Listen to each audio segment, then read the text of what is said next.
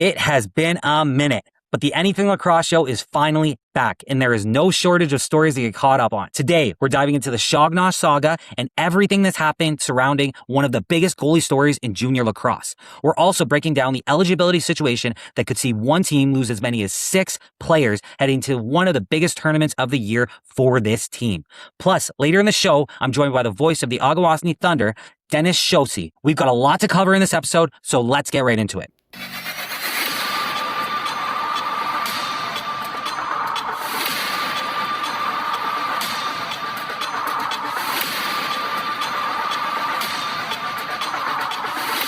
Welcome back. My name is Jake McDonald. I am Anything Lacrosse, and this is the game that never sits still. It has been a little while, but I am back, and I will be doing my weekly podcast starting right now. So you guys are going to get sick of my face. As always, go give me a like, go give me a follow this, subscribe to the channel, follow all the other Instagram. All the stuff will be coming up on the screen here in a second. Now, with all that being said, welcome back. I'm sorry I took a little hiatus here for the podcast. I've been obviously doing daily content. Everybody follows me on there, amping up on that. I've just, I went on vacation, guys, and I kind of just, trying to get back into it. It's just been busy with summer, and I'm just trying. So I got to get dedicated again, and here I am. So I am dedicated. So first off, we got the Haudenosaunee flag in the back. My wife's native. For anybody who doesn't know, anybody who's watching, obviously, if you're listening, you can't see it, but there's a Haudenosaunee flag in the back. This happens to, and with this being the creator's game, it just ties in. I feel like this was honestly meant to be me becoming one of these personalities, and lacrosse needed one, and here I am. It's my favorite sport. So welcome back. Glad to be here. Glad to have you guys here. As always, thank you for being here. Leave me a comment on what you want to see in these episodes, as always, and I will get it in here. So since the last time we've been on here, guys, we have exploded. I'm not going to lie. I just hit 2,500 followers on Instagram, which is absolutely insane. I'm at 5,500 on TikTok, almost at 100 on YouTube, and Facebook, I'm over 600 now. So we're growing like crazy. Like it really is growing. I've got a meeting very shortly here with somebody from Flow Sports. So we'll see how that goes. I've been to a shout out to St. John Rapids for having me out to the game. To be honest, I can't remember I don't think I've done a podcast since I was back from vacation to Ontario. So I got to go to a bunch of games for that. I got to Kitchener, shout out to them to having me out to a game. They were fantastic hosts, and it's unfortunate how their season ended, but I love that. I mean, I love their program. I was talking to some of the people that were there. I had people come up to me and recognize me, obviously, and I had some really good connections and conversations with them, and definitely met some people that I can talk to and bounce ideas off of. So it's always great. And I think that I think they have like 5 or 6 U13 teams. Like, it is stacked over there. And I got to shout out to my nephew's team as well. I got to see a couple games of his for the Stealth. They actually invited me out to a game. And then also I also obviously just went to see an extra game as well. Wish I would have got to more. There was a lot of teams who reached out to me and invited me out to games, and I just couldn't get out to see them, unfortunately. So, I only had so much time. I had to obviously see family, prioritize vacation, and all that stuff. But you never know what will be coming. And it's the first time I've gone to Ontario, and I've missed it. I will say that. So I love lacrosse, and it's the Mecca for a reason. And I got to see some really good buildings, but I definitely didn't get to see all of them. And I plan on eventually seeing everyone. So yeah. And so in today's episode, we always go over 2 topics. Today's topics are going to be the Shognosh situation. I know there's been a lot of people asking about it, so I figured I'd touch base on it, and some irony here, so we'll be touching on that. And then we'll be going into this situation that St. Catharines has going on right now with their U17 team. Pretty sure it's the A team. And all of a sudden, they just were told 6 of their players are ineligible to play for the tournament this weekend. And this was only a few days ago, I guess this happened. So with that being said, and there's other teams that are affected by this too. We'll get into that. And then we've also got a great interview with the Akwesasne Thunder announcer, Dennis Chaussi. I heard him on a game announcing, and I absolutely was captivated by him. And when I say that, I was watching 2 junior A games, and I had the junior B game on my phone. Obviously, you can only watch so much. And his announcing actually kept catching my attention and pulling me back to that game. So that is top notch. Obviously, all the announcers are fantastic, but I find Dennis Chaussi, honestly, Dennis has to be one of my favorites now, hands down.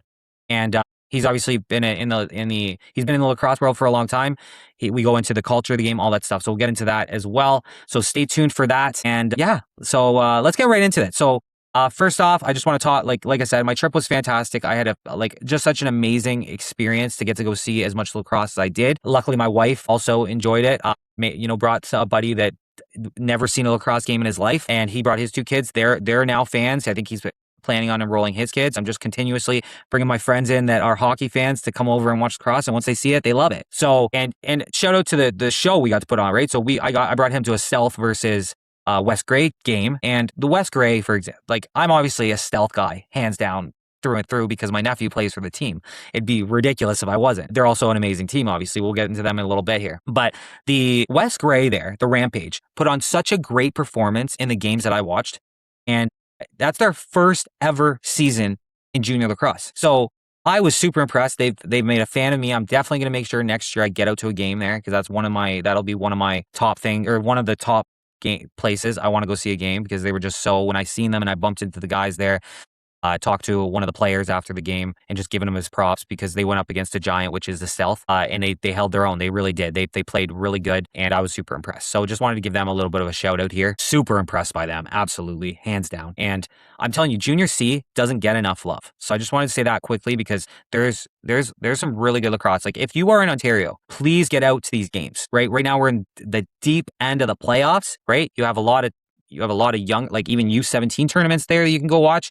Get out, go watch some good lacrosse, support the boys, support the girls, support the players all around. And it's just such a great sport, and you can go for, cheap. Like you can't go anywhere else for $30 and see that 2 hours of entertainment. It's really, there's not too many places you can go. For under $30, you can go in. Kids are free under a certain age. And if you're just if you're just sitting around the house, get up and go watch a game in person. Nothing is like live sports. And as much as it's nice to watch it on TV, I wish I could be there at every game, and I can't, unfortunately. So it is what it is. Another thing that I got to see St. John game for the first time. So my first ECJLLA game experience for the playoffs. They invited me down as well. So shout out to St. John Rapids. Classy organization there. As much as I'm in Moncton, and you got the little rivalry between Moncton and St. John there. They are a great they're a great franchise. They built a great team. They have a great coaching staff. I met a lot of their coaches, their trainers, and I think that they're primed, and we'll get into that. They're going to be slept on. You know what? The East Coast has 0 Founders Cups. Is this going to be the first year we see maybe St. John take it? They're 2-1 and they're up 2-1 in their series right now. And, I'm pumped to watch it. So I will be, another thing, I don't know if I announced this to you guys yet, but I am actually on the media team for the Founders Cup. It's my first official media credentials. So I'm going to be doing interviews. I'm going to be doing just my thing. I'm going to be going there. I'm going to be doing content like I do every single day. So it's really like, that's the nice thing. I've just had the freedom. And that's when people look at me and they're like, because I have it asked all the time. I get this asked all the time. Are you making money off this? Are you full? Like, are you doing this full time? I wish, guys. And that's my plan. I'm working on it. I'm going to try. I'm almost, when I look at my numbers, I've got 400,000 impressions on Instagram last month and stuff. In the last 30 days, over 400,000. So my numbers are going up, right? They've probably doubled since last month. And I'm having more and more people reach out to me. Now, I will say my ideal scenario where I get to be full time here is where I have brand partnerships and sponsorships and stuff like that. I don't really want to work for anybody specifically. Now, maybe my thing might change if the right opportunity comes up, but I do not want to be muzzled. I want to be able to say what I want when I want. So if I go work for X organization or X media company or whatever, that's not really what I'm looking for. To be honest with you, I would love to have an umbrella of people under me, or to work with me, not so much under me, but just to work with me and have like a bar stool of lacrosse. We don't have that in lacrosse. So whether that be me or whether I go join somebody and that happened, like there you have the LAX Edge network that I always kind of think of that could possibly, has potential to do this, in my opinion, and just get some media going and start producing content, on a regular basis. There's there's nobody doing content like I do on a daily basis. There's a few guys doing podcasts and stuff. A lot of people take the summer off for this, which you can't blame them. But I've found because a lot of people took the summer off and nobody was doing content, people are craving content, and I've just exploded. So thank you for all the support. I really appreciate it. And so there's a little catch up on my life, what's going on with me real quick for you guys. Just obviously also enjoying summer, enjoying the time with my kids, all that stuff, working, unfortunately, right? Gotta continue to work and make the money and pay the bills. But I really do hope to be able to do this one day full time. I think that's the dream. And my content would just be exponentially, if I could do this full time and just focus on this from 8 a.m. to 8 p.m. every day. I'm telling you, the content that I would bring out would be fantastic. So one day we'll see what happens and all that shit. Or with all that. Now let's get into our topics. Now I'm going to sneak a little bonus one in here first. Just talk about, so lacrosse Canada is bringing out Lacrosse TV. I can't remember what it's called right now. It hasn't been officially announced. I don't think. I did see the Alberta Lacrosse Association post about it, but when I went to Lacrosse Canada, it didn't. Now, I have originally heard this from Lacrosse Classified, listening to their podcast. Go shout them out. Go give them a follow. We love them here on the Anything Lacrosse show. But I also confirmed this with my contacts in Lacrosse Canada. This was real. Now, it's unfortunately not going to be it's not going to be free because it's expensive to get this going, at least for right now. But you know what? I'm not against paying for something if I can go somewhere and have all access to all the games, right? And if it also helps propel the sport and gets it more televised, I'm also okay with paying to help provide that, right? And that's the only way it's going to happen. Now, I know Lacrosse Canada is eating, they're going to definitely be eating some of the costs, but I don't think that they're in the position to eat everything, especially with what you just seen with all the budget stuff I've talked about in the past. We want them to be a net positive. So we can't expect the world out of them, right? So if we have to pay a little bit, it is what it is. As long as it's at least there. That's what my main thing is. So we'll see when this is going to come out. The sooner the better. Probably, I would assume, maybe not right away, but maybe we can get it for the Minto or something. Awesome. And we'll see what happens. But that's a big one. So that's a little bonus one to start out with. The next one I want to talk about, and shout out to Lacrosse Canada for moving in the right direction. There was a lot of people, both sides, like there was a lot of mixed things if this was going to be the right leadership for this for Lacrosse Canada. And everything I've seen so far since the whole debacle that happened has been positive in my opinion. Like they're doing the right things. They're moving in the right direction. So like I said, I'd prefer to try to, move forward and start talking about the positives. And I can tell you right now, from what I've seen, the budget that they've got out right now looks solid, looks healthy. This Lacrosse TV looks amazing idea. They hired a new CEO and all that kind of stuff. So some amazing, some work in the right direction, some progress in the right direction here. And we got to praise them for that. Okay. We will hold them accountable when it's needed, but we will also praise when it also is warranted. And this is one of those times. So good job, Lacrosse Canada, and to everyone there that's making this happen. Let's talk about the Keegs or the Shognosh situation, because this was interesting. Now, for anybody who doesn't know, I'm going to give you my opinion. Instead of trying to throw out both sides, I'm going to give you my opinion on what happened. Now, does this mean this is exactly what happened? Absolutely not. This is just my interpretation from hearing from both sides. Now, I've heard from both sides of this coin. I've heard from multiple people on both sides. I've talked to a lot of people about this, so I feel like I can give you my opinion and it be not biased. So you guys can take it for what it is. Don't take it for gospel, because at the end of the day, I'm not in the situation, but I've heard from both sides and I'm going to piece it together. Now, there is a little bit of irony to this too. Now, okay, so starting off, Shognosh essentially demanded for a trade, whatever you want to call it, right? Again, this is just my interpretation of this. So he essentially demanded for a trade and only wanted to go to Six Nations, right? That was the big thing. Now, originally what I had heard is when he left, I think it was Peterborough, he had said he wanted to go to Six Nations. They had come up with a trade for Kitchener, big return, obviously, like as we've seen. And they ended up trading him to Kitchener. He went and played for Kitchener then. Now, what happened, there's mixed things about kind of how this whole situation went down. I heard he just didn't show up for the game. They didn't know he wasn't coming. I have also heard that he gave them a notice that there was a family issue. So I'm not going to hold him against that. I don't know what happened there. I personally lean towards that he kind of just no-showed on them. I've heard from way too many people that that's the case, where he just kind of no-showed for a game and they didn't know until warm-up that he wasn't showing up. So not a great look when it comes to that, but it is what it is. I don't know if that's 100% true. Now, what happened after this is essentially he told Kitchener, like, hey, I want to go to Six Nations. I want to be close to home. Now, he's not from Six Nations, but because he's played for the Bandits, he's kind of done a lot of training there. So he feels like that's his home, and that's his right. He can do that, right? He wants to play with his boys. I get it. At the end of the day, this is junior lacrosse. But to let players dictate where they want to go, it gets really messy when it gets like that at this level as well, right? So he ends up saying he says, hey, I want to go to Six Nations. Now, there was rumors that there was tampering and all this stuff. Even I mentioned the one rumor that I'm not going to repeat right now because I got a lot of trouble for it. So I'm not going to perpetuate it. But essentially, there was some tampering going on for Six Nations. Do I think that there was tampering? I do think that there was tampering. And listen to me. I don't know anything, okay? I don't know that to be true. That might not be true, okay?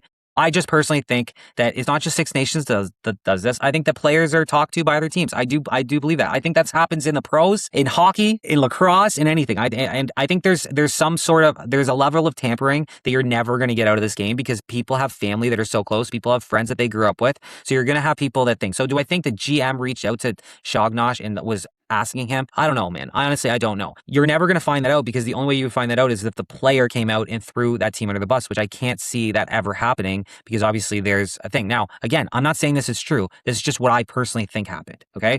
So anyway, so Shognosh said, hey, I don't think that there was any I don't think that they paid him to sit out, like I said before as a joke more than anything. That I got in a lot of trouble for. But I do think that they maybe had, texting, calling, whatever it was, a conversation of some sorts, whether that was verbatim through somebody else. But I think that there had to be that Shognosh knew that there was interest from Six Nations to go there. Now, whether that be true or not, I don't know. So anyway, but Shognosh did want to go to Six Nations. That I can confirm because I've heard that from the right people. Now, Kitchener did not get the return that they thought or that they wanted to get. And I think it was also a little bit of a fuck you that's saying, hey, we're not going to just give you the goalie because he's saying he wants to go there. So the main reason behind Shognosh wanting to go to Six Nations was his whole thing was, I want to be closer to home, right? Okay, cool. Great. That's your home. You want to be closer to home. I can respect that. From what I understand, the Kitchener team was very flexible with him. They were pretty flexible with what he had to do. And there is difference of opinions on whether he had to pay team fees or not. That's whole nother story. He said, his side says yes, they say no. So I don't know what the truth is. I personally think he didn't have to pay team fees. That's just my own opinion on the situation. And so then Kitchener asked him, he gets offered a trade out to Poco, Poco was a strong team. They were kind of projected to go deep in the playoffs. That didn't end up happening. We'll get into that in the WLA when we get to there, or the BCJL, the BC Junior A League. We'll talk about that more there.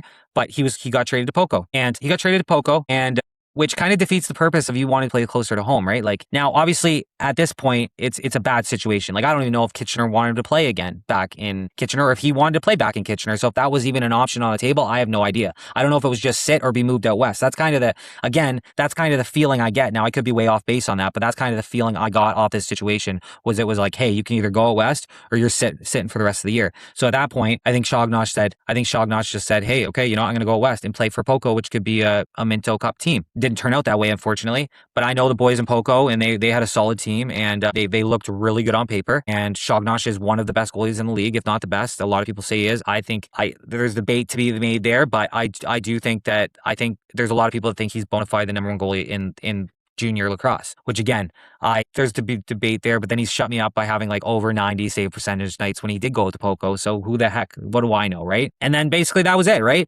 And the biggest thing about this, though, the ironic part of all of this is that Shognosh kind of screwed Kitchener over a little bit. Obviously, if Houlihan was a great goalie, don't get me wrong, but Shognosh is better than Houlihan in my opinion, and so it would have been an upgrade. And would that have been enough to beat the Buzz? I probably think so, to be honest with you.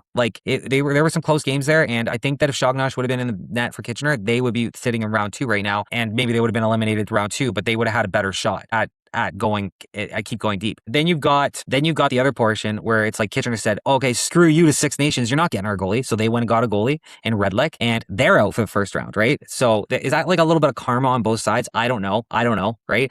And then you go to Poco, and same thing with Poco, man.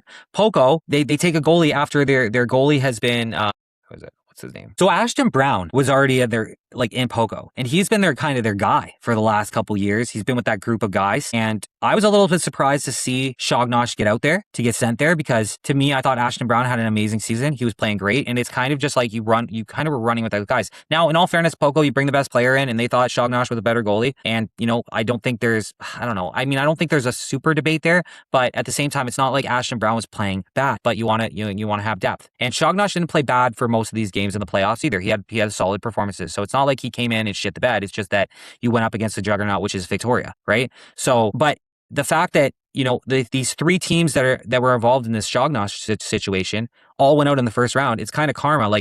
Realistically, Kitchener could have helped Six Nations out by sending him there, and then they probably would have made it to the second round. Vice versa, if Kitchener would have just had Shognosh stay there, they probably would have made it to the first round. And let's be real, I don't think it would have mattered if Ashton Brown was in net or Shognosh was in net for Poco. I think that the results probably would have ended up the same way, because Victoria just absolutely was dominant, and they have their own goaltending duo that's fantastic, and they've got such a great defense, and they got a lot of guys who can put the ball in the net, and they were just a better team. That it's an elite level lacrosse out there for a reason. So that's basically sums up the Shognosh situation. Like I said, this is my perspective from what I've seen, or for what I put together from talking to both sides. I could be wrong on a lot of these. I could be wrong on some of these details. I could, it's a lot of times when it's 2 sides, it's a lot of perspective as well. We don't know what goes on behind closed doors. I'm sure I didn't hear all the details as well, but this is kind of where I'm at with the situation and what I think happened. So take it for what it is. Don't take it for gospel, but that's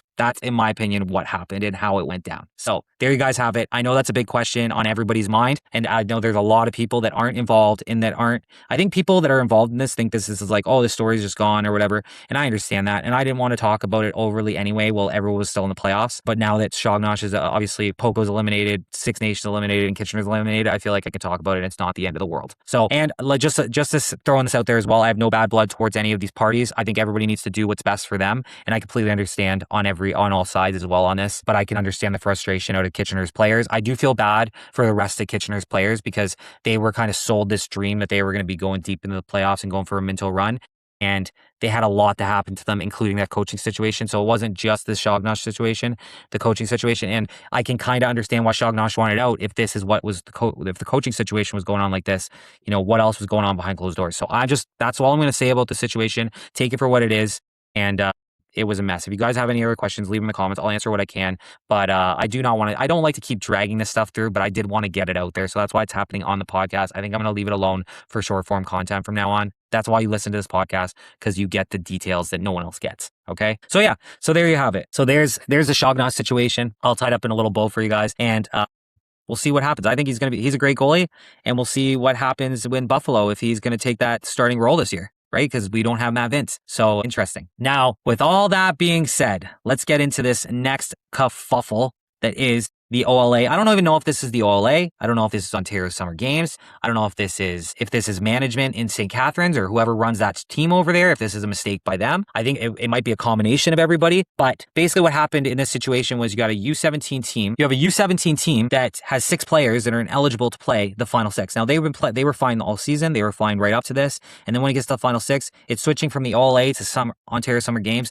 They have a little bit of a difference in rule changes and ineligibility for players. And so now all of a sudden 6 players can't play. 4 of these players are Indigenous, which in my opinion makes them have a sovereign nation, and I think they get a little bit more leeway than the strict American players do. But why are we coming to this at this point? All these players have put their time in, and now all of a sudden they're not allowed to play. They just got a notice this week about it, from what I understand, and the tournament's this weekend. So, and this is probably going to stand because this is how it happens, right? It is what it is, and then you move on, and it's not fair to these players. And that's what I hate when I see political bullshit affect kids, because their U17 are still kids and they're just trying to play lacrosse, and they don't give a shit that whatever, someone's upset about this, because I'm assuming this is a complaint that was filed by another team. But that's just me assuming. I'm not saying that that's true, but that's the only reason that I could see this coming out as an issue now. Right? Or maybe when they were going to the OLA or the Ontario Summer Games, maybe their commission said, hey, these guys aren't eligible. Maybe they did their due diligence and the OLA didn't. I don't know. But I know it doesn't break any OLA rules. So, is it just kind of a gray area that we overlooked? But to have this happen, they need to make an exception for this because it's not fair. And then going forward next season, fine. That's fine. You want Ontario-born players to play? I can understand. I can see where that point is, because you want to showcase the guys that are from there. But this is the best lacrosse in the world, in my opinion, for that age group. So, and just like hockey, all the best players usually come to the best areas to try to develop and to create a better product as time goes on. Because if you're playing against better players, you're going to elevate your game to be a better player yourself. So I'm not really for banning these 6 players. I think they should be allowed to play. And if you want to adjust for next season, fine. And to the other teams that are going to say, well, it's not fair to the other kids on the other teams. You know what? It should have been addressed a week before playoffs or a week before the Final Six. Like, it's crazy. And to have 6 players get removed from your team, you might as well just take them out behind the barn and shoot them, because it's over. You cannot replace 6 of some of your highest level players and think, oh, everything's going to be okay. So I just wanted to touch on that real quick, because I just think it's sick. There's a petition going around. Please go sign it. I did a short form content on this already. Please go sign it. If you agree with this, and if you can, do your part and go sign this, because I just don't like when kids are affected, or players in general are affected by bullshit that has nothing to do with them. They don't care about. They were allowed to play at the beginning of the season. They should be allowed to play in the finals when it matters most. Leave me in the comments, but that's my opinion on the situation. Okay. So with that being said, I just want to touch on that real quick, because it is what it is. And Prince George, I haven't looked into this, but I know Elliot Frickman there, Ryan McMichael, Loose Mesh. I know he was talking about yesterday about a Prince George situation as well, where they're not allowed to play in the provincials. Just, again, more bullshit. As he said, BC just said, hey, hold my beer to Ontario. let me take some heat off you and make a stupid decision. So I'd love to hear about. I'm gonna have to look into more of that as well. But the politics when these kids give their heart and soul and their time, and then they're all of a sudden you're like, oh, you're not playing. Like that's ridiculous. And if I was a parent on a team, I'd be losing it. If I was a parent on if I was a fan, if I was a player, if I even me, I don't think that's right. And I'm not. I'm just a guy on the internet. So just disgusting when adult egos or people trying to give their teams the best advantage, whatever the case may be. It just makes me sick to my stomach when it's like that. If you're a person like that, just go get fucked. I'm sorry, go get fucked. So anyway, okay. So let's move right into our interview. We're starting to bring back guests, guys. We are. I've got a list of people that I've got lined up, contrary to some people's beliefs. That think I don't have any guests and that I'm scrounging for guests. The lacrosse community is amazing, and anybody I usually ask is happy to come on, right? So with that being said, we have Dennis Chaussi on today's show. I want to thank him for being on. He's the Akwesasne Thunder announcer, and this guy captivated me. Like I said earlier, I was watching 2 OJLL games. I had the third device, my phone. I had the OJB game on there. Considering I'm doing the Founders Cup, I want to know what's going on there and know who's really good. And I like to watch the Junior B's fantastic lacrosse. Arguably, there's teams there that should be in Junior A.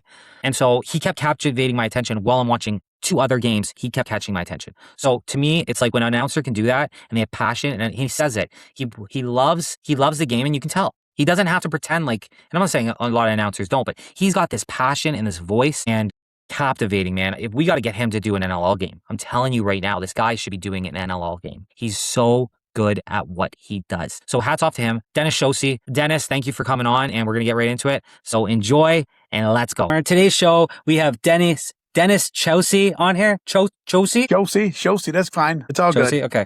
We have Dennis Chaussi, the Thunder announcer, and I listened to his first game, I listened to my first game of his last week, and I was just super impressed. One of the best announcers that I've ever heard. So I wanted to have him on the show. Welcome to the show, Dennis. How we doing, buddy? Thank you very much. I'm doing very good, but it was a tough loss last night for the Thunder in Kahnawake. Absolutely, man. Like, you guys have had an undefeated season. That was your first loss all season. And did you notice anything that was kind of off last night, or do you think it was just the Hunters came out strong? I think what happened was the Hunters came out very strong, and they had very aggressive defense, and they just took the game right to the Thunder. They beat them at every facet of the game, right from the opening face-off, and the Thunder never really regrouped. They went down by 2 goals, then 3, then 4, then 5. And if you get into playoff lacrosse, when you get down by more than 4 or 5 goals, that's a tough hill to climb. Well, I heard that was the first time they had been down all season as well, or at least down by that kind of margin. Yeah, yes, it was. It was. They haven't been down that by that much margin. The only time that they've been down that much was in the first game against Kahnawake here at the Ineligible Arena, where they were down by 3 goals after the first period, 6-3, and they were down by 3 goals in the first period last night, going 5-2, and then Kahnawake just took off. In fact, the Thunder scored their 5th goal at 8:02 of the second period, and they never scored their last goal until 1:27 left in the game, and that's over 30 minutes of being off the score sheet. But Kahnawake played. Kudos to Kahnawake; they played a really good game and really, really sharp on every facet of the game, and the Thunder were just a little bit lackadaisical. But they're hoping to rebound tomorrow night. The boys got the boys know how to win. Of course, they've had 27-1 now in the year, and the team can really regroup. They've got the talent. It's just a matter of tweaking a couple of things on defense and offense, and there we go. Now, do you find that this is would you say this is one of the best teams that you've been able to announce for? Well, I've announced for a couple of things. I did the President's Cup out in 1997 out in British Columbia with the Akwesasne Thunder. They won the Senior B title. That was a very good team here from Akwesasne. And I did the 2018 President's Cup in Oswego, Brantford, Six Nations. And there were some very good teams there too. Edmonton won that tournament. That was one of the better teams that I've seen out there. And actually, we broadcasted their games too, as well as the Akwesasne contingent that was down there. We broadcast the semifinal and the final. And but the best team, but if we talk about junior teams, the best junior team that I've broadcasted for right now, a couple of weeks ago, I would tell you that this is the best junior team that I've seen. 2023, the team went to the Founders Cup. This team here has more offensive power than that team in 2023. And I think I believe it's a better team all the way around, but they're running into a juggernaut right now with Ganawage is coming off that five game win over Halton Hills, where they went down and they lost the game, and then they won 2 straight in Halton Hills barn. So the Ganawage is full value for the way that they're playing right now, and I would have to say that the 2026 team right now, the Thunder that I've seen, is a little bit better on the offensive scale than the 2023 team that went to the Founders Cup final. Yeah, man. I've watched them a few times this season, and they've just been absolutely fantastic. I'm actually going to be at the Founders Cup this year doing some player interviews, so I'm kind of expecting to see them there, knock on wood and everything. But can you give me a brief intro into kind of your background in lacrosse, how you got started in lacrosse? I know guys like you are kind of born with a stick in their hand, or at least around them. But can you give me just a rundown? Yeah, well, I'm 64 years old, and I started playing lacrosse when I was about 5 years old, and I grew up in Syracuse, New York, and I used to come down in the summertime and live with my grandmother. I was the only one of my 4 brothers that would come down to Akwesasne on a regular basis for summertime and Christmas time, and I would stay with my grandmother and my cousins next door. We would play showdown in the with a beat up net and catcher's mask and catcher's equipment. We play showdown, and I always played goalie, and I never played out. I always wanted to stay in the nets, and that's how I was. I was a goaltender, and I played minor lacrosse when I was about 14, 15. I finally started playing organized lacrosse midgets for the Akwesasne contingent, and then I went up to played juniors when I was 17, and then I went and played seniors when I was bouncing between seniors lacrosse and junior lacrosse, and I played senior lacrosse right up until I retired when I was 36 years old, and I became an arena manager of the Ineligible Arena, and then after that, I was always doing play-by-play, and this is a funny story on how this happened. I used to live out in the country, and we didn't have satellite back then. And I know a lot of your viewers would say, well, how can you watch anything without satellite? We used to have a TV antenna with a rotor, and the only stations that we could catch were Channel 4 and 6 CBC for Wednesday and Saturday night games. But on the weekdays, we could always catch Montreal's Côte de Saisons or Channel 2 and 9 in French. And my stepdad would turn the volume down, and he'd say, you know all these players, why don't you do the play-by-play? So that's how I got started. And it just carried on into my high school days. I got injured playing high school football, and I went and did the play-by-play for a local station in Cornwall, Cogeco. And then later on, I did the President's Cup in '97. But in between, I also did some play-by-play work for the local radio station, CKON 97.3 FM. I did some OHL action with the Cornwall Royals. And I just continued that, and I do high school hockey for New York State, for the Salmon River Shamrock boys hockey team out of Fort Covington, New York. I've done all of their games for about the last 10, 11 years, and I've also followed them to the state championships to Buffalo a few years back in 2023 as well. So I've done a lot of play-by-play, and I like doing the play-by-play. I'm not educated in terms of going to school to learn broadcasting. I'm self-taught. I love it, man. I'm also self-taught, so I completely respect that. And I think, honestly, you're one of the better broadcasters I've listened to, the passion in your voice. Somebody had told me in my comments that if you think he's good doing lacrosse, you got to hear him do hockey. So do you think it's harder I'm a massive hockey fan too, by the way, but do you think it's harder to broadcast lacrosse or hockey?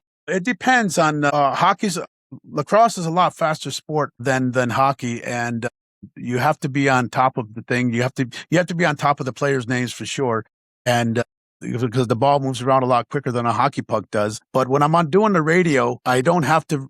It's funny because doing the video right now for the live stream, I've got to put myself in a different type frame of mind in terms of I can't be overly descriptive what's going on the floor, because the people can see what's going on. Whereas on radio, they can't see what's going on, so I have to be really descriptive as to where the play is going on, and if it's on a left defense, right defense, stuff like that. Whereas live stream, you don't have to, because the people see what's going on, and you just have to go with the flow of the game. But I love doing both. Do you think that doing radio first then really helped you and almost made it a little bit easier to get into live broadcasting? Yes, definitely, for sure.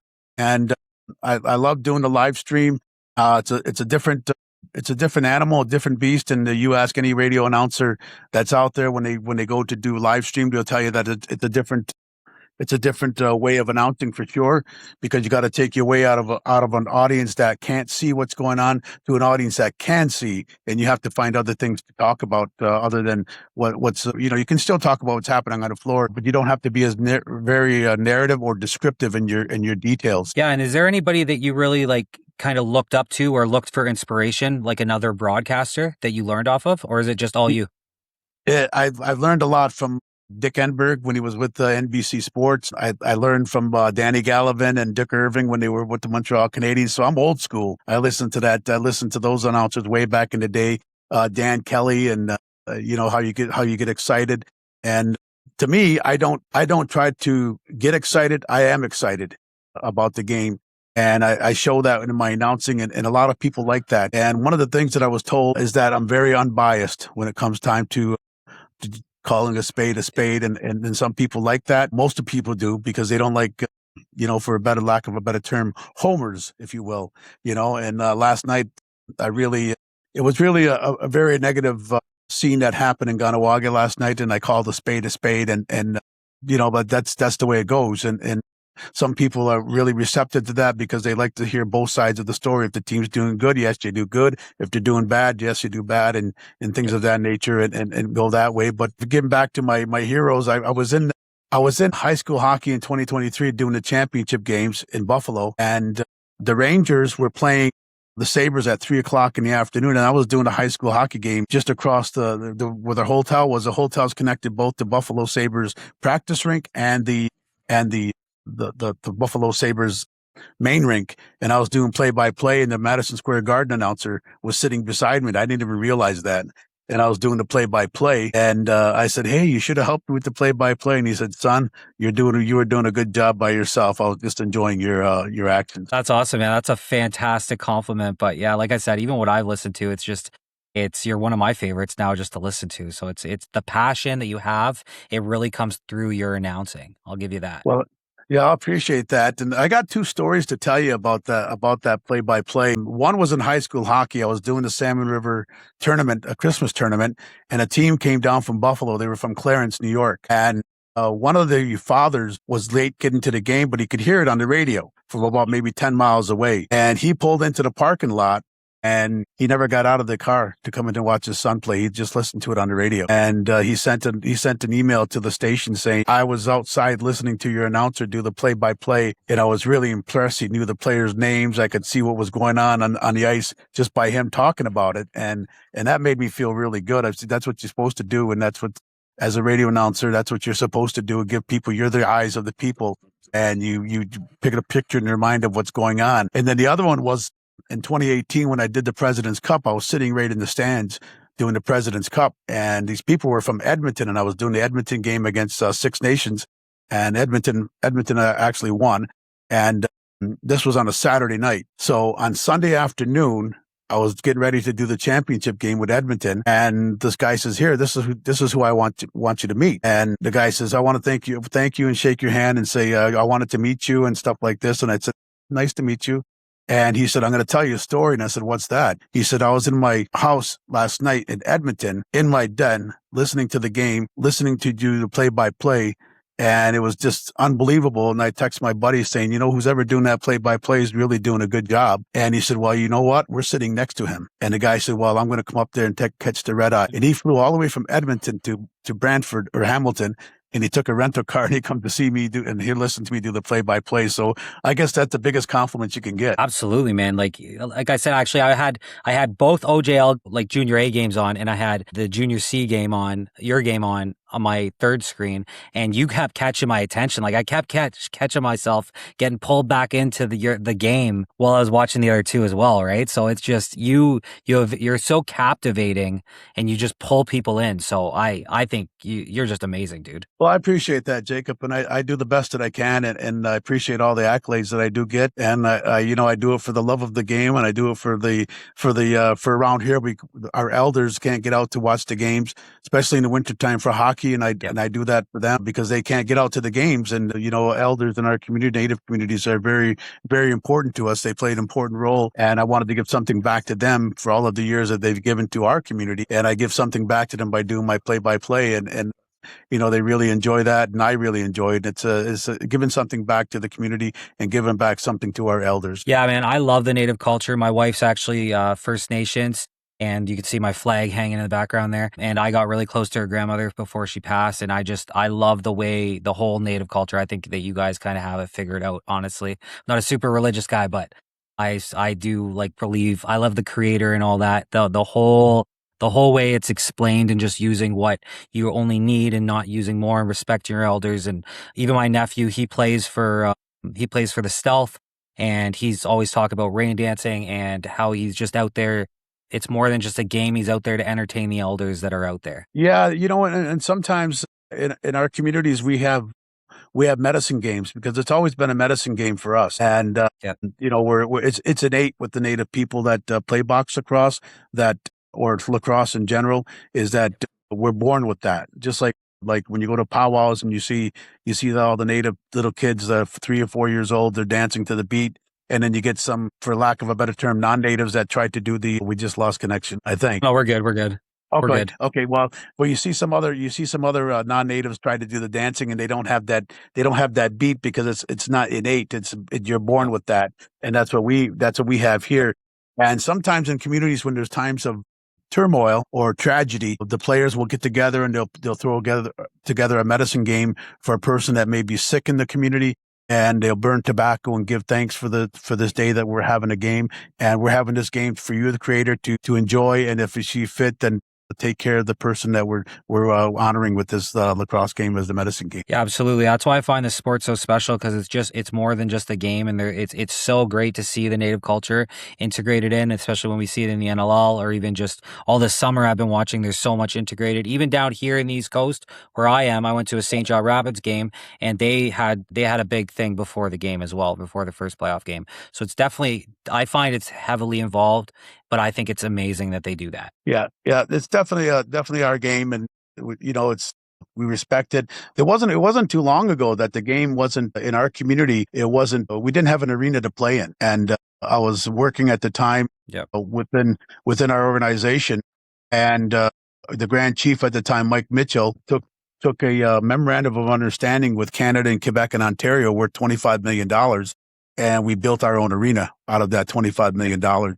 And our lacrosse was revived because we were playing in Cornwall. Most of our kids were playing in Cornwall, but as soon as we started up our own arena and started up our own lacrosse feeder system, it's just really taken off. Absolutely. Do you think is the aspiration to become an A team eventually, or are you guys comfortable kind of where you are in your community? Well, we did have a senior A team at one time, and that was the Akwesasne Thunder. They had the senior A team, but getting the players to play in that type of, to come down to us to play, and they were coming from the Toronto area mainly. And, it's a lot of travel, and, the practice time, they can't make the practices and stuff like that. Whereas in Toronto, they can, short drive to wherever arena they were playing on. But we did have a senior A club, and it was well received. However, it's a kind of an expensive venture to get into the senior A when you're talking professional players and things of that nature. You got expenses that you have to cover and things of that nature. And I don't know if we'll ever get into a junior A club or not. But definitely the junior B team is definitely where we're at right now at this particular point in time. Yeah, no, absolutely. And I mean, you guys are killing it there. So kind of walk me through what your preparation is like before a game, before you start doing a game the day of. Is that something that you're doing days out, or is that just something that you know the team well enough now that you're just kind of getting to the rink and you're fine to go? No. There's a lot of work behind it, and a lot of announcers will tell you that there's a lot of homework that goes into it. You have to do your stats. You have to figure out your stats. You have to get your lines and things of that nature. I know for ice hockey is a lot easier to do with lines in terms of, because they roll out three or four lines. They're all the same. I just remember the center guy and get the left and right wing. Boom, we're ready to go. And the defensive pairings, pretty easy. But when it comes to lacrosse, they're changing on the fly all the time. So you have to be well aware of that. And so I break it down into, I've got a sheet that I look at. I break it down into defensemen first, and then the offense after that. It doesn't matter if it's in chronological order in terms of numbers, but it doesn't matter if 2 is down here in the offense and 3 is up in the defense. All I got to do is know where the defense is and what number it goes to. But with these two teams, I'm well aware of all the players on each team. And yeah, I do preparation for it, but I also talk to the coaches and the players prior to the game. Right now, I don't really get into that with this so deep in the playoffs because the coaches don't want too many people around their players at this point in time.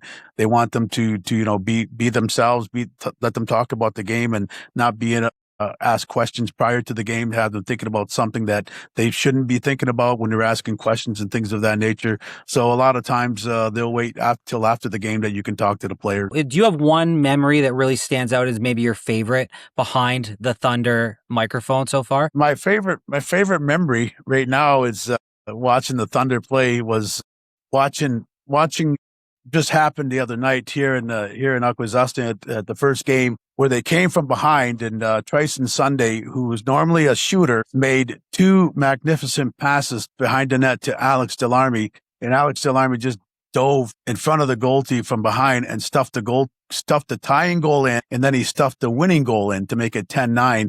Right there, that was the highlight reel so far of this series. There's been a lot of nice plays and a lot of nice goals, but those two stand out because the Thunder had to come back from a 3-goal deficit, and they did so with those last two goals. They really stood out in my mind. One was the pass that Tryson Sunday made twice in a row to Alex Delarmy. So those are the plays that stands out for me at this point in time in the playoffs. I mean, we've seen him have such a great season. Like he was on a whole nother level. He was so far ahead of everyone else in the regular season for so much of it. What do you think he did differently that really made such a big difference this season? Well, prior to the throughout the season, the Thunder lost a very, very important part of their offense. Benjamin Dale, who's from the New Hampshire, Connecticut area, left the team with about maybe 2 regular season games to go, and he hasn't been back since. And there's some personal story going on that with his family, and that's all I'll say. But he was a feeder. He was the number 2 scorer on the team. He was an assist leader. I think he had 63 assists and 19 goals. But his main job was feeding these guys that could put the ball in the net, and that was the difference right there. He fed the ball to Alex, and Alex just took care of the rest. And most of the offense before Tryson Sunday and Mateo Goleta Barrero showed up from university, and Goleta Barrero came up from university. Tryson came back from Six Nations. Alex was the main cog along with a couple of other players, and the feeder system was Benjamin Dale for sure. And I think they miss him. I know they miss Benjamin Dale's feeder system as assist and playmaking. And he was also a go-getter on the offense as well for loose balls.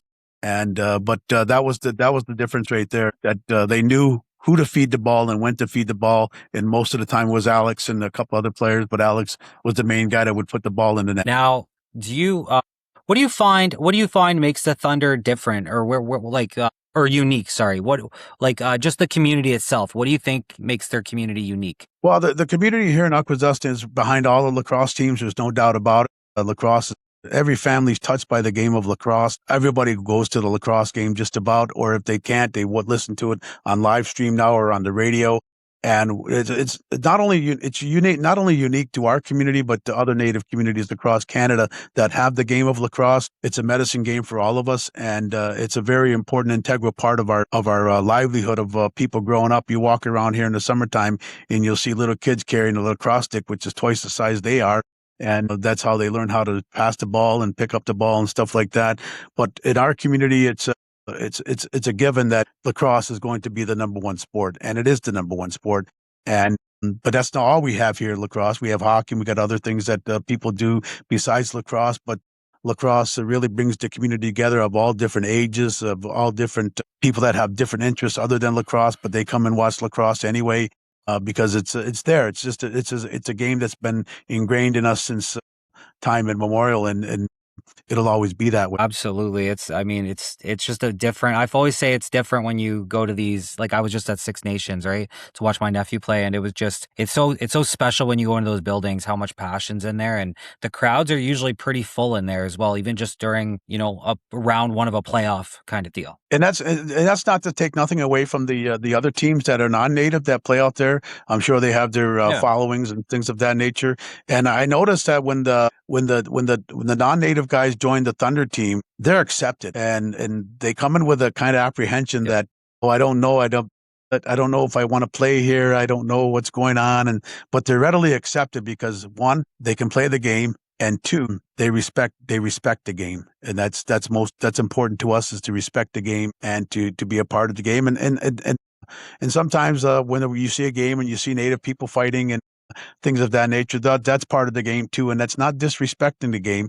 That's standing up and playing for your teammates from time to time. Yeah, absolutely. Like, just there. Are you for fighting in the game of lacrosse? Like, I personally love it. I think it gives the edge to the uniqueness to the sport. I just seen Joe Rogan talking about it on his podcast, for example. Like, what are your thoughts on it? My thought is that fighting has always been a part of the game. Back in the day when there wasn't any organized lacrosse, back when we used to play the game on a field that was maybe half a mile or a mile long, but I'm talking way back in the day. And, people would get hurt. People would have broken bones. People would there would be fights for sure, skirmishes along the way. And it wasn't anything to hear of 100 men on the field at one time. That's how big the game was, and that's how they settled their differences way back in the day before even the settlers came here, for sure. And it wasn't anything to see that, and it was kind of vicious at times. There's no doubt about it. And fighting was part of the game. And I think what they've done with the game, with mostly trying to take out the wooden stick of the game. When I played the game in Senior B, you could cross-check anywhere. Anyone didn't have to worry about having the ball. You could cross-check anybody, and you could slash anybody. And that kind of took the wind of sails out of the people for fighting. But there was some fights due to that. But there's always going to be a fighting in a game such as lacrosse and hockey because of the physicality of the game. There's no doubt about it. You cannot erase fighting out of a sport where there's a lot of contact and physical contact and aggressive contact. You're going to get that because you've got weapons in your hand, hockey stick and lacrosse stick, and you're going to use them at one point in time. Some guys use them a lot more than others. And so you're going to get fighting, and it's part of the game. I don't think you're ever going to get rid of it.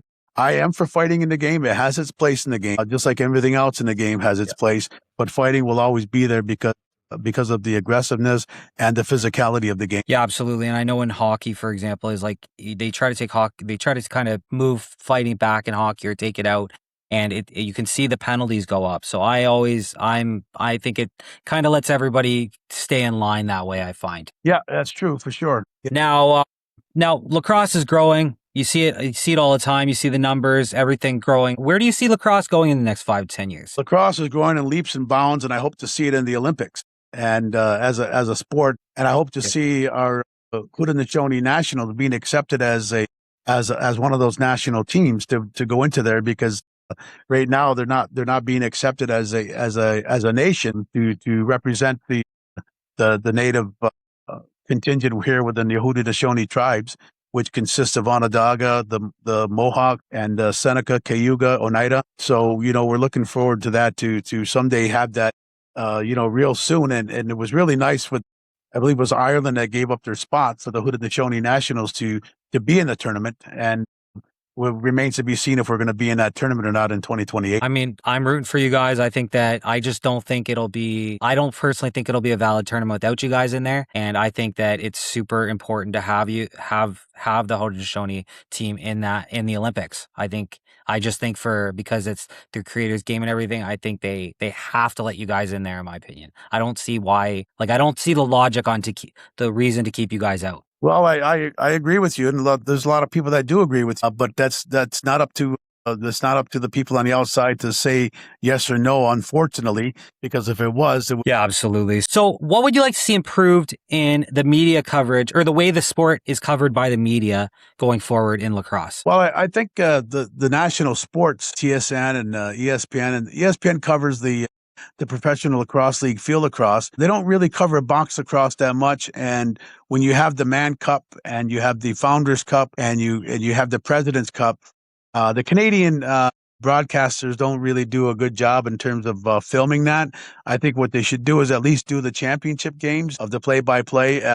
They do the National League because it's a so-called professional leagues, but the clubs that are feeding the professionals, most of those players are coming from the Canadians teams, from the Founders and the President's Cup and the Man Cup, and all those teams that play in their leagues from British Columbia to Manitoba to Saskatchewan to Quebec and Ontario. we're the ones feeding the professionals, so they should do it, but they view them as being amateurs. So that's probably why they don't get on it. But they covered they cover softball and they cover baseball and things of that nature on a minor level at the university level. So they should cover.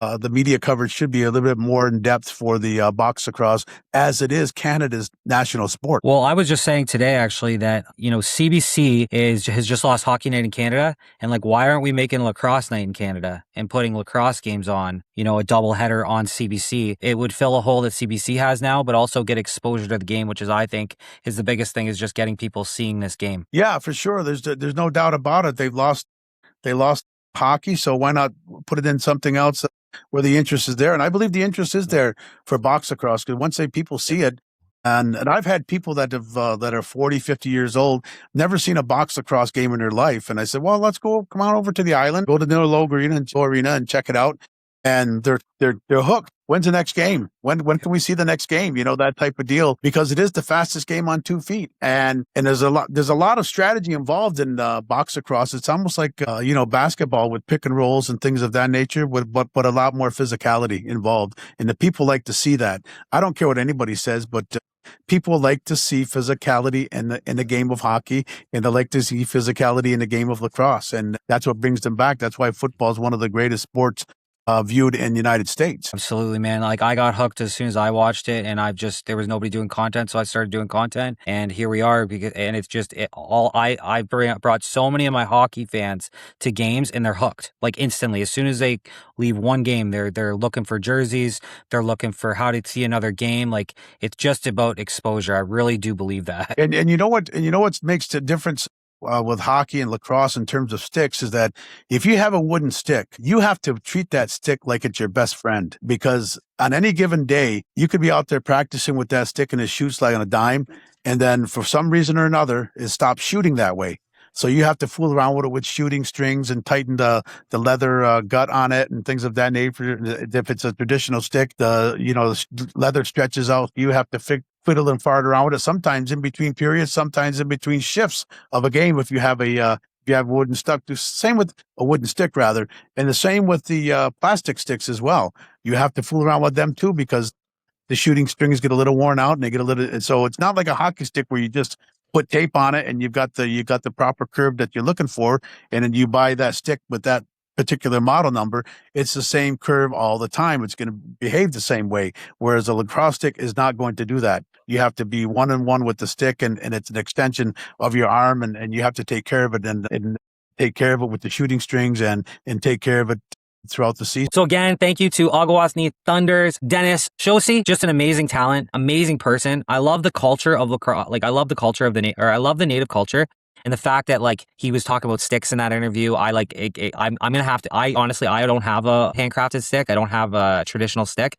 That's got to change. Same as my son. I gotta get him a traditional stick. So that's one on my top priority list. So leave me in the comments where I should go get one and who I should support, because I would love to support somebody local that has a really good history of making sticks, and that I could just hang up and use from time to time. But I'm doing good, just normal stick, to be honest with you. But I would love my son, as he is obviously native heritage in him. I would love to get him a stick, and it would just make. I was really close to my wife's grandmother before she passed, and I've got tons of stories about her, and so I just know she would be beaming if she knew my son was playing lacrosse, and even that I was doing this and just helping growing the game, and also just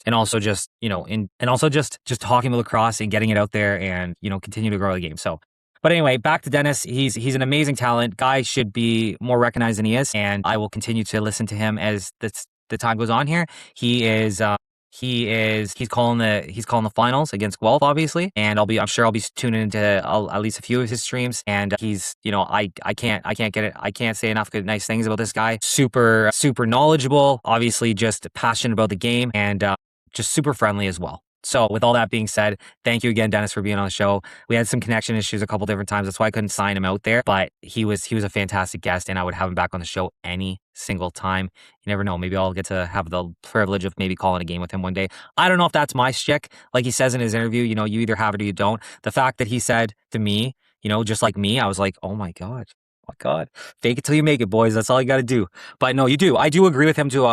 in that sense. You do somewhat have it or you don't, right? Like I found this very natural to be interviewing people and very natural to be talking about lacrosse. So I think this is my calling, and I finally found it at 34 years old, right? So with all that being said, thank you, Dennis, for being on. I love you, and go Thunder, man. I think whoever makes it to the finals is going to be great. Guelph or Thunder at this point, and I'm at the Founders Cup, so I'm going to be meeting each one of them. I've gone against both these teams, so I expect some chirps. I've already had some chirps out of the Guelph guys. Said, I don't want your bad juju, so don't be picking us for the finals, which I love it. I love when I get chirped. Every day when I get a game wrong, I get chirped. It's the best. It makes my day. I really love it. You can't hurt my feelings. I'm a Leaf fan, right? As you can see, big Leaf fan. Another tattoo. The Rock tattoo is going to go here eventually. Just got to get down there and get it done and stuff like that. But with that being said, loved it. So let's get right into this actual core piece of the episode here, right? So let's start out. We're just going to run through run through all the leagues. So we're going to run through the MSL. We're going to run through WLA. We're going to run through the all the Junior A leagues. We're going to go through the Tier 1 Junior B leagues. OJCLL we'll touch on. We'll touch on the East Coast as well. And we will also touch on the WMSL at the end of this. And because we want to give the ladies some support, and that's Fantastic Lacrosse, and they are about to go into playoffs as well. So if you can get out and support, go do it, please. All right. So let's start out with the Major Series Lacrosse. Now, what I'm going to do, because I haven't done this in a while, I'm going to just run through each league and see where we're sitting at right now, okay? Now, it looks like with the Chiefs, or the MSL, it looks like the season ends August 1st, maybe, I think. Let me see. Okay. Yeah, it looks like the regular season ends coming up here on Saturday. Saturday looks like the last game for the regular season. And just to put us in perspective here too, guys. And last night the Chiefs were beat. So they've got 2 losses on their record now, or one. They're 16-1-1. They're obviously leading the thing. But Peterborough beat them 7-6. And the Chiefs tried to come back. Slow start, but interesting. They were kind of had an undefeated season. They had a forfeit last week against Oakville because they had Tyson Bell playing when he wasn't supposed to. Again, I don't understand how that happens. Like I don't get it. I don't understand how that happens in professional sports and whatever, semi-pro, whatever you want to call this. I mean, I consider the MSL to be a professional myself, but I digress. Right now, for division leaders, obviously you got the Chiefs leading everything. They've gotten 211 goals for and 94 goals against. Coburg is leading for power play percentage at 48.1%. So Six Nations are 16-1-1 now. Oakville Rockers 12-5. Peterborough are 10-7. Coburg is 9-8. Brooklyn is 9-8. Brampton is 3-15. And Owen Sound is 1-15. 6 teams make the playoffs. Bottom team won't. Third and fourth place, or first and second place, get a bye. Third, fourth, fifth, and sixth all play in the first round, and then obviously continues to go on. So it'll be third versus sixth, and then fourth versus fifth, and then the two teams that win will go play first and second. Then obviously when whoever comes out on top of this whole playoffs will end up playing in the Man Cup. I think their games series of 5 to start. So, we're going to see, obviously, like Six Nations have just been absolutely dominant. Oakville's been fantastic as well this season. They've had some really good studs. They've had some really good games this year. You have Peterborough, always strong. This is actually the first year that Peterborough was on the brink of not making the playoffs since like 1997, I heard. So that's pretty crazy. But they've kind of strung together some wins and got themselves, it looks like, maybe out of trouble. You've got Coburg that's got Marinier, which we're going to talk about here in a second, has just had a fantastic season. So let's go to the point leaders, okay? So now I want you guys to keep in mind, Dane Smith is on this list. Brock Haley, like Andrew Q, like there's so many solid, Alex Simmons, there's so many pro players playing in this league, okay? Alex Marinier had 90 points this season, 50 goals, 40 assists for 90 points in 17 games. That's great. 50 goals, guys. Let's just go by if we sort by goals, dude. Alex Marinier has 50 goals. Josh Byrne has 28, which is the second leader. You're telling me that Alex Marinier has almost double the amount of goals than every other player in this league, and he has not stitched up. He is not strapped up for the NLL yet. Yeah, it's just insane how many goals Alex Marinier has compared to everyone else, and especially for a guy that hasn't suited up in the NLL yet. Halifax made it to the finals last year. I know, everyone kind of hates on them a little bit, but they are going to be absolutely a force with this guy over there. And they're going to have Thomas Hogarth back. And they're going to have hopefully Randy Stott's nice and healthy. And they're going to have Cody Jamieson, wanting to win a championship. Like, I'm already going to say it. I think it's Halifax's year coming up here. So anyway, let's get back to the MSL though. We can get into the NLL all day here. So you got Alex Meunier with leading the league with 90 points. Dane Smith with 78, 20 goals and 58 assists. Brock Haley with 65 points. Andrew Q with 60. Robert Hellier with 55. Alex Simmons with 54. Josh Byrne with 53. Carson Moyer with 49 and 27 goals. Thomas McConvey also having a big year with 25 goals, 23 assists, 48 points in 9 games. That's huge. And then Mike Triolo rounding out the top 10 with 48 points, 19 goals, 29 assists. So some big big performances out of there. So for goalies, you have Warren Hill leading the league. He's played 8 games started, 8 games played, 40 goals against, 5 goal against average for him. He's got a 768 save percentage and he's 7-1. So, to be honest, for the MSL, 760 isn't horrible. He's still like in the top. He's top 11th for save percentage, but he's on the Chiefs, so it is what it is. In number 1 for save percentage, you have Tomek Klazik, which has only played 1 game, and he's had an 855 save percentage in that game. Evan Konstantopoulos has had an 834 save percentage in 10 games. Deacon Knott has an 812 in 5 games. Drew Hutchinson has an 811 in 10 games. You have Ruska with an 807. You have Lanik Hells, 807 as well, so all over 80%. These save percentages are high again. It seems like, again, I didn't watch the MSL too closely last year, but it seems like it's kind of It seems like it's kind of the same as the MSL was last year, or the NLL was last year, where the save percentages are pretty high overall. Yeah, not really sure why they haven't done any more games with Thomas Klazak, but maybe they just played him for the first time or something. So we'll look up. Is that how you say his name? Klazak, I think is how you say his name. Anyway, so yeah.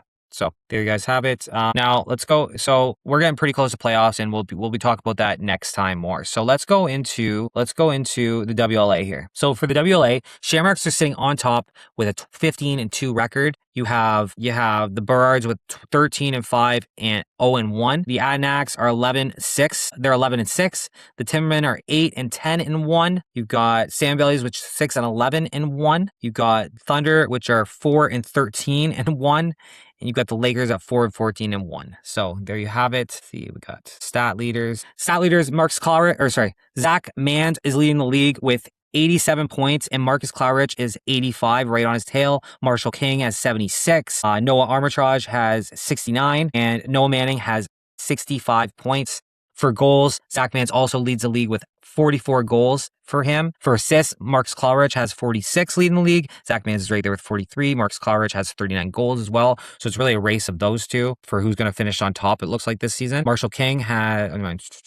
And for goalies, you have Chris Urileri, which has been absolutely phenomenal. I talk about him all the time. He had a 601 goal against average. You got an 865 save percentage and 13 wins total for him. Just absolutely killing it every single category. Christian Del Bianco, though, is right there with an 845 save percentage and only he's got a 666 goal against average. I don't know if that's a bad omen, to be honest with you, but it is what it is. Jack Hask has also been phenomenal. He's got a 775 goal against average and an 833 save percentage as well. Colby Bowman's got an 822 save percentage, and he's got an 8.86 goal against average. So really very solid as well. So some really stellar goaltending things. And fun fact, there's still been no shutouts in the league for the WLA this year. So still they're holding that down. So now WLA should be, they're done middle of August. So they run a little bit longer than the MSL, but I can tell you that it's really shaping up. I'd be hard pressed to see the Shamrocks not finish first at this point. Birds are on their tail somewhat. The Adanacs are still got a couple extra games in hand, I would say. Or no, they got it. The Adanacs are kind of there as well, but that's pretty much where it falls off a little bit. But I would still say the Shamrocks are pretty much have this, I don't want to say in the bag, but they're just their goaltending duo. They have their offensive pieces they picked up, their defensive pieces they have. Just, it's going to be hard to beat the Shamrocks this year. And I mean, this is one league I might be really boring and say the Shamrocks are probably going to take the whole thing this year, and we'll probably see them in the Minto or in the Man Cup this year, I would assume. So just my kind of quick overview, but we'll go over it before we get there. So yeah, so there's your, now quickly, I'm just going to tell you quickly, players in the regular season. For Justin Tavares finished the regular season in 17 games, he put up 106 points, 43 goals, 63 assists. I got to see him play in person. Just unbelievably phenomenal. You had Jameson Bucktooth leading the league in goals with 56, which is no surprise, to be honest with you. And for goaltenders, you had realistically for games played. Like Ty Wilson had a fantastic year. Over 900 saves, or sorry, over 900 shots against this year, a 782 goal against average, an 851 save percentage, and he had 15 wins on the season. So just absolutely fantastic performance out of him. Houlihan had an 803 save percentage as well. Solid with him. Cole Downey, one of my favorite goalies, Mr. Fantastic, as I would like to call him. He had an 841 save percentage, eight goal against average. So very, very, very top. I would say him and Ty Wilson are probably number 1, number 2 goalies in the league this year. But Nate Whittam's in there obviously as well. 11 games, 863. Not on as good of a team as well. You also had Cooper Wilson that's really stepped up in the playoffs for Whitby. He's been phenomenal as well. So it's interesting. We had some really good goaltending performances. Now playoffs on the other hand. So playoffs, we are down to the final. Whitby versus St. Catharines is the final for the OJ, and the winner of that series will go on to play in the both teams could be represented fantastically. You have Max Weatherup leading the league right currently for points in the playoffs at 65 points, 22 goals, and 43 assists. Ada Matthews is number 2. Max Kruger is number 3. Ada Matthews has 61 points with 24 goals. Max Kruger has 55 points with 21 goals. Matt Suter also 51 points with 21 goals. So just Max Weatherup, Max Suter, that duo is going to be going up against Jamison Bucktooth and Zach Toll in that duo. And then it really gets down to depth after that. You also, St. Catharines also has Arrow Booth on that team. You've got Cam Maunders on Whitby that has just been unbelievable night in, night out, 14 goals, 19 assists for 33 points for him. You've also got Blake Mason, right? Also a solid piece for Whitby. So we're going to see, right? The last few games, Whitby's really showed their depth. St. Catharines is a force to be reckoned with. You're gonna have battle of the brothers. I would give the goalie edge to Ty. Ty is obviously just a solid stud goalie, just steady and net back there. I don't find he moves around all that much, but he just really cuts the angle off really well. And he's just so good. Like he can move around. Don't get me wrong. I'm not saying he can't, but I'm just saying it's phenomenal. So, and they've been fantastic in the playoffs this year. Just for the playoffs, Cooper Wilson's had a better playoffs than Ty Wilson right now. Arguably though, I will say, I think St. Catharines had a bit of a rougher road to get to here, but I'm not taking that away from Whitby. I think Whitby's still a dynamite team. They've been phenomenal. But Cooper Wilson, this playoffs, has had, he's got 50 goals against. He's had 312 shots. He's got a 5.93 goal against average. He's got an 840 save percentage, and he's 8-1 in the playoffs. And, for Ty Wilson, which happens to be number 2 here, he's played 1 extra game. He's had 460 shots against, so a lot more shots against. Goal against is 71. He's got a 7 goal against average, which is still unbelievably phenomenal. And he's got an 846 save percentage, so slightly a better save percentage. So that's what I mean. I do technically give the edge to Ty Wilson when it comes down to the goalie battle. But this is they're both so tight that it really, and I don't know. I think I'd probably give the slight edge to goaltending for the St. Catharines, the Athletics, but I'm going to give the defensive edge here to Whitby. I do think. And then the offense, it's hard because I find with Whitby, you have Max Weatherup, which is just a phenomenal player, 18-year-old kid going up against a force that is Jamison Bucktooth, right? So, and he's been lights out this playoffs. He's come out big when they need him. He's had some really big games. Zachary Toll too, same thing, some big games. But Max Weatherup, it just seems like he's elevated his game so much in the playoffs. He's so good. I don't know, guys. It's weird because this is how I look at the series, to be honest with you. The series is coming up here. I have my head is saying take St. Catharines, but my gut is telling me to take Whitby. So I don't know. You could take that for what it is, right? That's kind of where I'm split with this right now. Is where do I get it, right? So yeah. So that's kind of where I'm at. Okay, so yeah. So there's the OJ. Let's go to the PCJLL. Now, it looks like the last game is going to be Sunday for these guys. Or sorry, dummy. They're already in the playoffs. My bad. So they are in the finals right now. The Adenaks are up 1-0 in the series. Last night was their first game, and they were, again, phenomenal. Great, fantastic game last night. Didn't get to watch it, but I will definitely be watching. I'll have Thursdays on for sure. Shout out to Victoria for streaming that one for sure. I see that. But just unbelievable. Both just juggernauts of teams. Both have just absolute studs of goalies.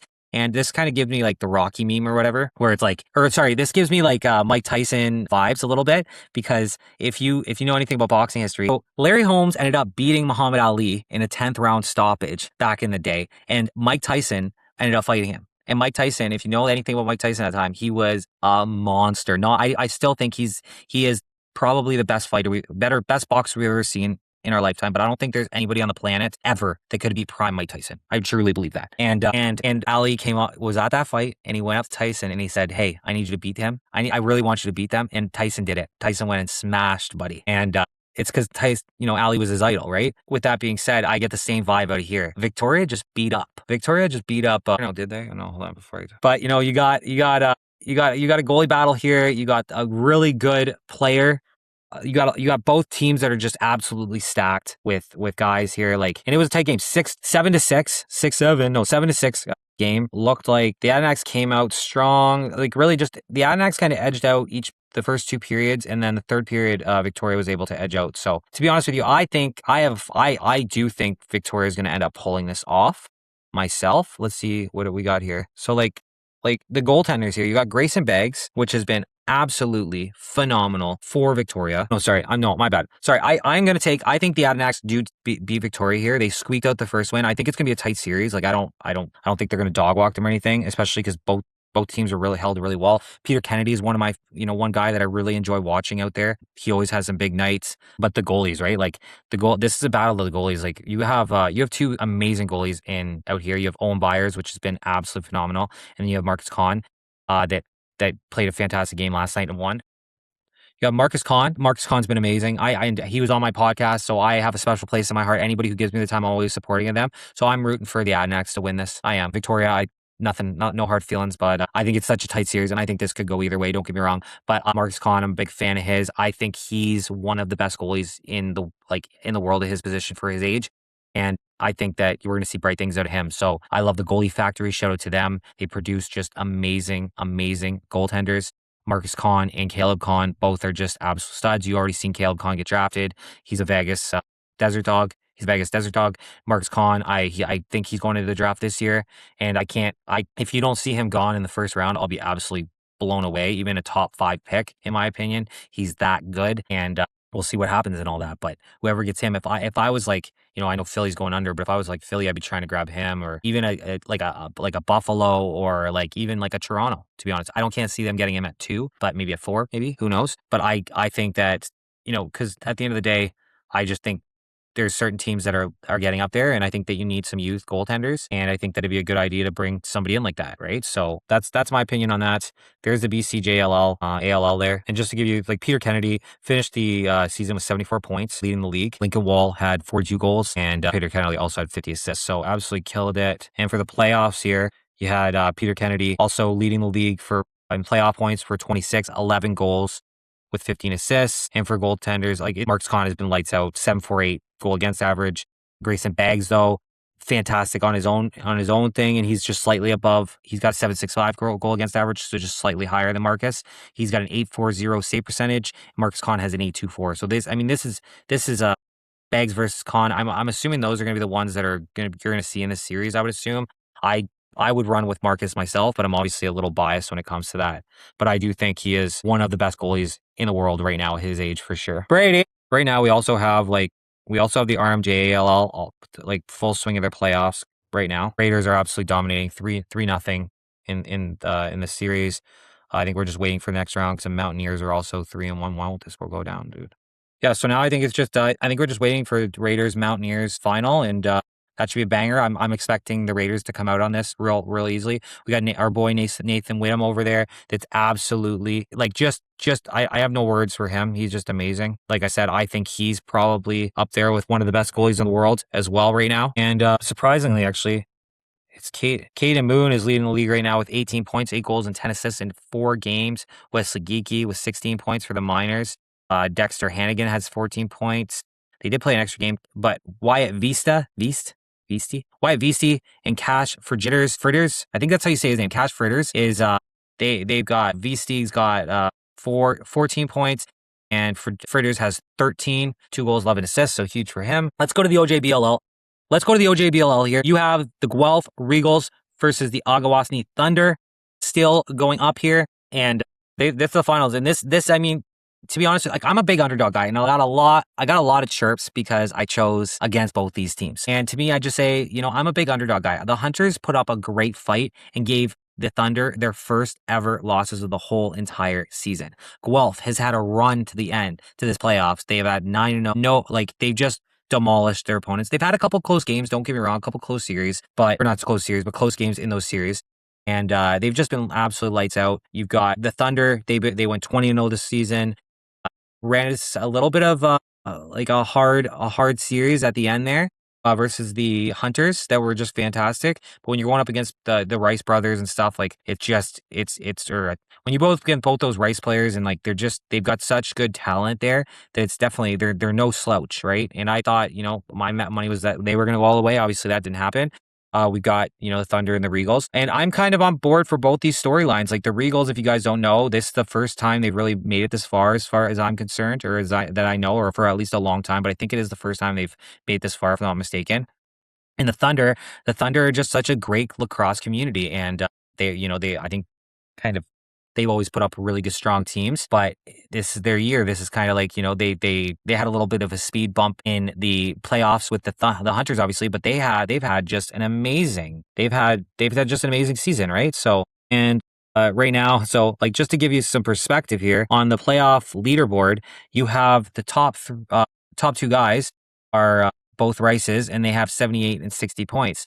And then you got Trace and Sunday, which has been phenomenal. Huge piece for the Thunder and a really big reason they are in the finals. He had 51 points, or 51 points, sorry. He had 51 points with 25 goals. You also got Barrero with 45 points with 16 goals for the Thunder. The Regals have Carter McKay, has only played 9 games. So the Thunder, you got to keep in mind, they've played 2 extra games, and he's got 14 goals in 9 games and 30 assists for 44 points. Guelph also you've also got for the Thunder, you got Alex Delormier with 32 points in this playoffs in 9 games. You've got Ben Morton with 32 points in 9 games as well for the Regals. Got Thompson had 19 goals with 32 points for the Thunder as well. So as you can already see, like this is going to be a classic, another one, an offense versus a defense, right?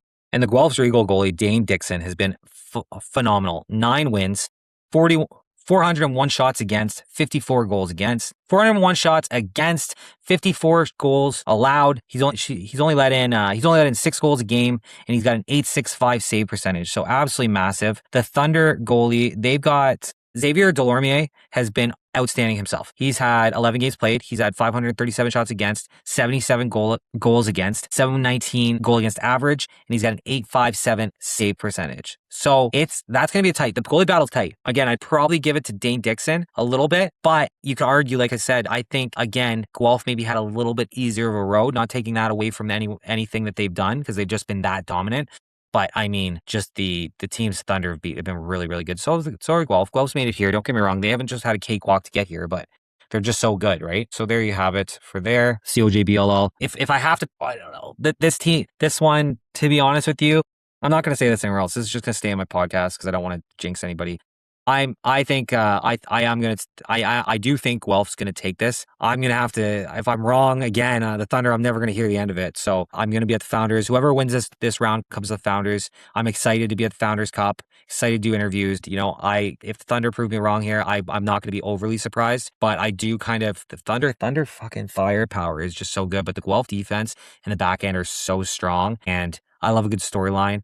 And I just think the way the story has been written for Guelph, I think it'd be nice to see them go all the way to the Founders, to be honest with you. So we've got the Kelowna Kodiaks versus the Adenacs. Those are the teams that are in the finals here. No, that's not true. What am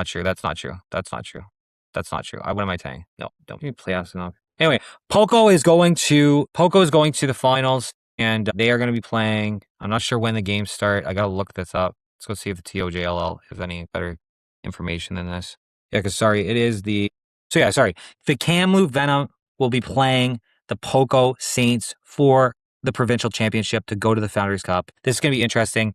Both teams have been phenomenal. The Venom has been sitting around for a little bit longer. They've been on the shelf, but I think this is going to be a banger of a series. You have Seamus Banneker that has 19 points in the playoffs, 12 goals and 9 assists. So somebody to look out for there. And for just Oops. And just for the record, too, I'm going to take the Poco Saints on that. I've been calling them for a while. They have a really, really, really strong roster. And TOJLL, don't get me wrong, I feel like I might be kind of looking over them a little bit because I don't watch them as much. But I'm telling you right now that I just know that Poco Saints, and with the players they have, like Chillman, like it's ridiculous. So I gotta kind of go there. And then for provincials, you got provincial starting Thursday. So tomorrow, provincial start for Alberta Junior B. So we'll see who comes out of here. We've got everything's at the same arena, which is nice. Looks like it should be over by the end of the weekend here. Or at least, yeah. So you got the Rebels and the Shamrocks, the Mavericks and the Kings. Those are the 4 teams that are in the thingy. So you got the Rebels, the Shamrocks, the Mavericks, and the Kings. And to be honest with you, I'm not going to give you my opinion on this one. I haven't followed Junior B in Alberta as much because they just don't, their stat site's just not as good. And I really, you can only watch so much lacrosse, guys. It's like I only have so much time. So usually when their games are on, it's on a weekend, and there's other games that are a little bit more higher on the tier list than them. So I'm not going to give you my prediction for them because I don't really know that well, but I will be watching. I will try to watch some of the playoffs for them this weekend as well. I'll try to at least keep up on it and see what's going on, which I haven't for the season, but just not, I guess not like it should. So right now you got the Six Nations Stealth versus the Whippy Warriors, which the series is 1-0. Or sorry, it's the tie series 1-1 currently as we sit. And you've also got Peterborough versus the Celtics. The OJC is a little confusing on how they do their rankings. So like I don't know if like the winner I think the winner plays this, but I thought one team. No, that's right. I looked that up. So I think it was the Celtics that lost, but they ended up. Yeah, see, the Hunters beat the Celtics. Celtics beat the Hunters. Oh no, sorry, the Celtics beat the Hunters. Hold on. Sorry, Whippy lost to Peterborough, but because they're the host city, I think is how it works.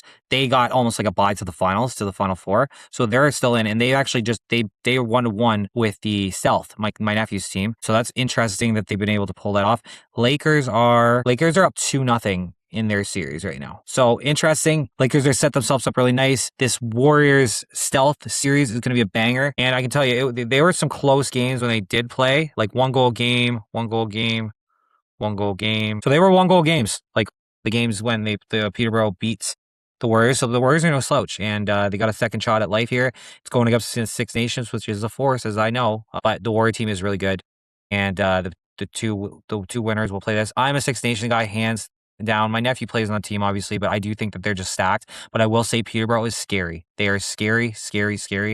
And it's not surprising because they're a mecca of lacrosse, obviously. So there you guys have it. And actually, I'll see. For the playoffs so far, you have 2 acts with 42 points leading the league. He's for the Hunters, obviously. The Stealth have LaForme and Paulus, both with 38 points. Thomas Schonecker has 37 points, but he has 28 goals leading the league in that for the Celtics. The Lakers have Perry and Howard both having 35 and 34 points respectively. The Warriors have Kimura is their top scoring leader with 32 points as well. Just a quick rundown there. And then we're going to go to the East Coast Junior Lacrosse League. So first off, we're going to give out a big shout out to Junior B, Island Oaks, for winning the Junior B championship. I don't think last time I was obviously on here, they hadn't won yet. So big shout out to them. First year in the league. PEI has a great program, and it's nice to see the growth of lacrosse in the East Coast, especially because I'm down here. And I unfortunately, I was going to try to go to the final game. I couldn't. It was all the way in Nova Scotia, and I was having car issue that weekend, so it just wasn't in the cards for me. But definitely, I got to see PI play once a season against the Moncton Mavericks, and they are a phenomenal team. They did a fantastic job winning. They should be proud of themselves, and they played, and it was a tight overtime win to get that win. So against Fundy. So big shout out to New Brunswick in general for going into Junior B and really dominating there. And I'm sure we're going to hear Nova Scotia start to cry soon about. We're going to need another A team because I've already seen it in the comments. So now let's get back to the A right now. Junior A, we got the St. John Rapids versus St. John versus the Wolves, the Sackville. We got the Rapids versus the Wolves right now. It's the Sackville Wolves, and St. John is up. They're up 2-0 in the series. First win was 11-8. Second one was 11-5, and they just need one more, and they're going to the Founders. And I'm 99% sure that the Wolves are also going to the Founders because St. John's the host city and they already have a bid. So the Wolves get to come along as well. It's going to be great for the growth of the sport in lacrosse. I heard that they can send the Privateers, but I think the Wolves are just going to end up being there. I think that's what the plan is this year. So somebody can correct me if I'm wrong there. But yeah, a quick run through of the WMSL. I know this is WSL. So current standings. So this past weekend was the final weekend for lacrosse for the WMSL, and we've got Mimico taking top spots with a 9-1 record. Whippy has a 9-1 record as well, but Mimico has a top spot. I think it might be goal differential, maybe. I think that's the tiebreaker there. And you got these aren't completely updated. What the fuck's up with that? So yeah, I think Mimico beating Peterborough cemented them. Final standings though, Mimico on top. The Whippy Rush, both 9-1. You got the Arthur Aces, which had 11 games for some reason. So I'm not sure if the standings are fully updated yet, but they had 11 games. The only team, or there's two teams with 11 games for some reason. I don't get it. Anyway, the Arthur Aces are 8-3, finished their season. Peterborough at 10-4, or 7-2. Kitchener Waterloo with 6-4. You had the Grand River Attack at 4-5. Niagara Turtle Islanders at 3-4. You got the Hamilton Bengals at a 2-6. Mississauga Badgers at a 2-7, the Windsor Venom at a 1-8, and the London Thrashers not having a win this season. But it is what it is, guys. It is what it is. It's the growth of the game as a total. Player standings: Katie Desnew finished on top with 35 points, 25 goals, 10 assists for 35 points. You've also got her finishing with goal leaders. Abby Hiltz finished with the assist leaders as well. Miranda Von Hake with 23 penalty minutes. So big on her. Got to shout out the goons, right? So for goaltenders, you had Melissa Lou Warner having a .75 goal against average for Mimico. 4 games played, 4 starts, 4 wins, just 180 minutes played. Just unbelievable. Killed it. Absolutely killed it. It doesn't say save percentage, unfortunately. None of the things come up here, so I can't go into too much of that, but big win on her. Big probably win reason Mimico is in where they are in right now. And I know so Mimico clinched first place in the regular season after defeating Peterborough on Saturday. This is the first time Mimico has finished first in the regular season, so congratulations to Mimico for that one. You got so there's 7 teams moving on to the A provincials that are Mimico, Whitby, Peterborough, Arthur, Kitchener-Waterloo, Grand River, and Niagara. And our 4 teams moving on to the B provincials are Hamilton, Mississauga, Windsor, and London. So in it says stay tuned for the schedule, and it will be August 14th to the 16th at Grand River in Brantford. So definitely get out there, check it out if you can, support these women, and because I mean it's great lacrosse. I haven't been to a game in person yet, but I plan on getting out there next year for sure. It's just happened to be when I was in Ontario, they weren't playing, or I would have definitely made that a priority. So a great job, ladies. Great job this year. Continue to grow. You expanded this year, and hopefully we could keep seeing you guys expand. So with all that being said, guys, that's the episode.